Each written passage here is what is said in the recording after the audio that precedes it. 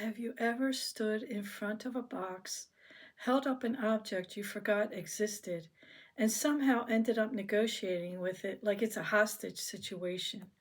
Well, I haven't used you in 8 years, but what if tomorrow is your big day? That's the trap. One of the biggest myths about decluttering is that every single item needs an immediate answer. Keep it, donate it, toss it. Right now, on the spot, under bright interrogation lights, as if every object is competing on a reality show called America's Top Storage Problem. But that's not how people work, and it's definitely not how stuff works. Because we don't just own things, we own memories, we own guilt, we own fear, we own fantasy versions of ourselves. We own approximately 17 hobbies we were definitely going to start next Tuesday. The object isn't the problem. The emotional support storyline attached to the object is the problem. You pick up a bread machine. Suddenly, you're not looking at a bread machine. You're looking at the version of yourself who is going to become a rustic artisan baker, a baker whose kitchen smells like fresh bread, a baker with flour on their face, a baker who somehow wakes up at 5:30 in the morning and likes it. Meanwhile, the actual bread machine has become a shelf for unopened mail. That's not a bread machine, that's a museum exhibit. And this is exactly why so many decluttering sessions fail. People think the goal is making decisions. The real goal is creating clarity. And those are different things. Sometimes forcing a decision creates stress, but giving yourself time creates clarity. That's where time testing comes in. Time testing is one of the lowest stress ways to declutter because instead of demanding answers today, you allow life to answer the question for you. Life is surprisingly helpful. Not always, but sometimes. Unlike that mystery charger you've kept since 3 phones ago. Here's how it works. Instead of endlessly shuffling items from one corner of your house to another, which is basically making your clutter take a sightseeing tour, you strategically store things, and then you wait. I know, waiting sounds suspiciously easy. People hear this and think, surely there must be more. There is. Labels. Everybody relax. We're getting to the labels. But first, pick one area. Just one. Not your entire house. Not every room. Not the attic, garage, basement, closets, guest room, storage room, and the weird cabinet that contains 47 batteries and exactly zero working batteries. One area. Maybe it's a storage room. Maybe it's a basement. Maybe it's a garage. Maybe it's a walk in closet. Maybe it's the room where things go when nobody wants to deal with them anymore. Every home has one. It's basically the witness protection program for household objects. Choose that area. Now, here's the important part, keep it tidy. This isn't a mountain of random stuff. This isn't archaeological excavation. You want bins, baskets, containers, defined spaces. You want future you to walk in and think, wow, a functional human lives here. Not, should I call a historian? Start sorting items into categories: home decor, holiday decorations, toys, old baby clothes, craft supplies, seasonal items, sports equipment, random electronics, the kingdom of tangled cords, the republic of missing lids, the federation of things that probably belong somewhere. Create categories. Categories are magical. Without categories, every item feels unique. With categories, patterns appear. You stop seeing one toy, you start seeing 6 bins of toys. You stop seeing one candle holder, you start seeing enough candle holders to illuminate a medieval castle. Categories reveal reality. Reality can be rude, but reality is useful. Now put each category into a clearly labeled container and label it specifically, not stuff, never stuff. A container labeled stuff is just a cry for help.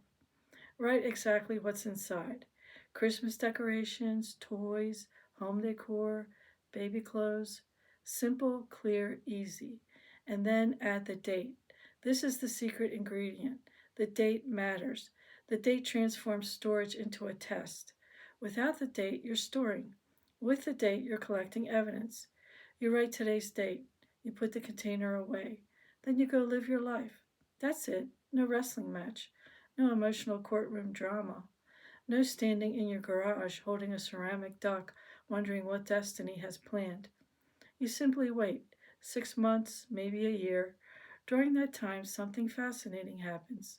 Life starts answering questions. Let's say you packed away a box of serving platters. 6 months later, you've hosted 3 gatherings.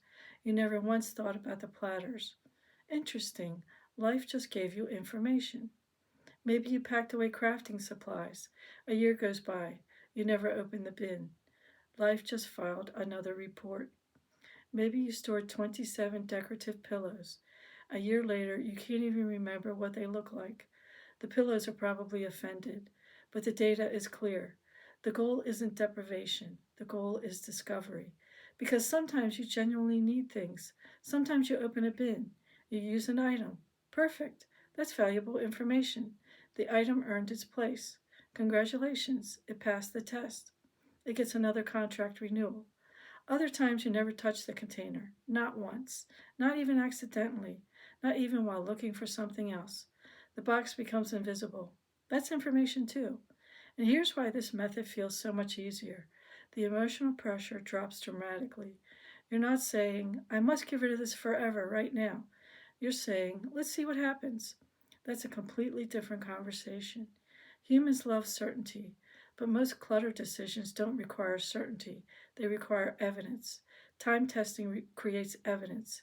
It's like running a scientific experiment, a slightly messy experiment, conducted in a garage with holiday decorations. Still science. Think about old baby clothes. This category trips up a lot of people because you're not deciding about fabric, you're deciding about memories. Those are different things. The tiny outfit isn't difficult because of its size, it's difficult because of the emotions attached to it. Time testing helps create distance. You place the clothes in a labeled bin. You store them. Months later, you revisit them. Many people discover the emotional intensity has changed. The memory remains. The need to keep every single item often doesn't. Time gives perspective. Perspective is incredibly helpful and free, which is a rare combination these days. The same thing happens with home decor. Maybe you've got decorations sitting in storage because you're convinced you'll use them someday. Someday is a very busy place. Everything happens there. We'll exercise someday. We'll organize photos someday. We'll learn 5 new skills someday. Sunday's schedule is packed. Time testing reveals whether someday ever arrives.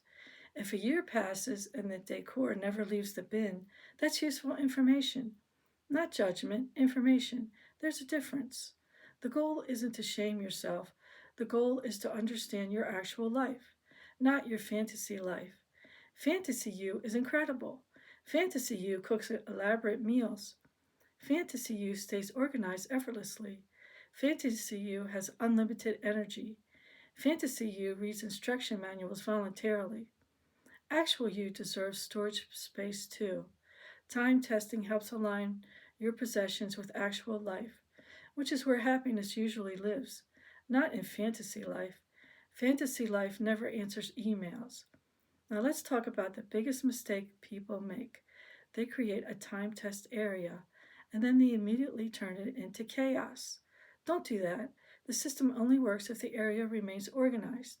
Keep pathways clear. Keep categories together. Keep labels visible. Make retrieval easy.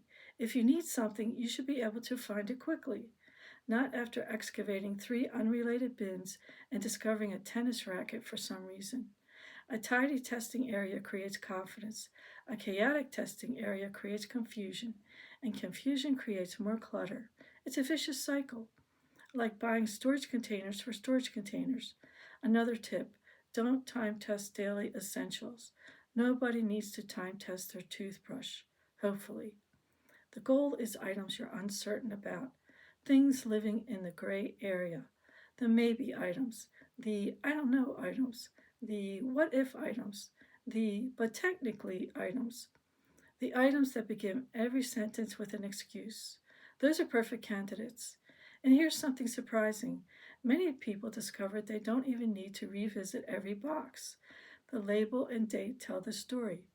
You see a container labeled sports equipment, date 11 months ago. You haven't opened it once. Suddenly, the answer becomes obvious.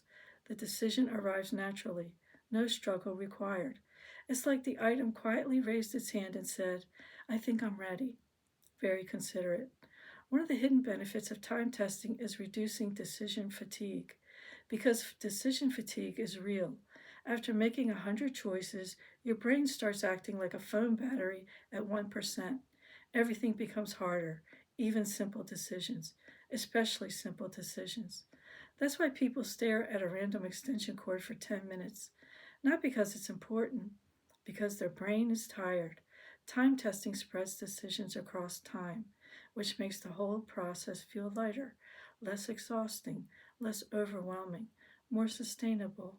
And sustainability matters because the best decluttering method isn't the fastest one, it's the one you'll actually use.